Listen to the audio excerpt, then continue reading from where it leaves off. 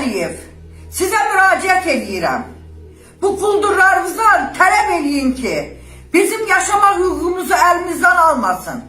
Ya da ki, əgər bu ölkənin vətəndaşıyam, əgər bu hüquqlardan istifadə etməyəcəmsə, qoy mən Azərbaycan vətəndaşlığından imtina edirəm. Qoy mənə hansısa bir ölkə məni Azərbaycandan çıxartsınlar. Ya da ki, mənim şəraitimi düzəltsinlər.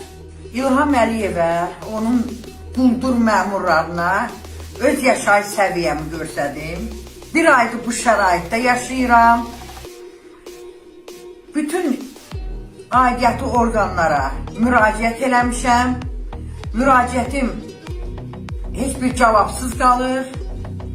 Gəlib sayğac qoymurlar.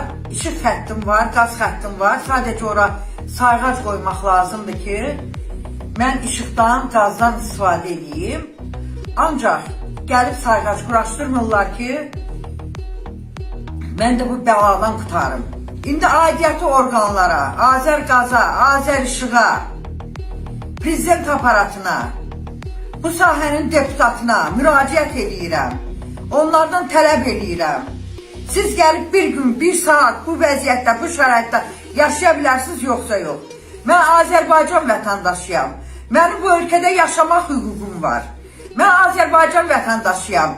Mən işıqdan, sudan, qazdan istifadə eləmək haqqımı, hüququm var. Siz bu hüququ mənim əlimdən almışsınız. Heç bir səbəbsiz. Ya səbəb göstərmədən. Mən bu şəraitdə yaşayıram.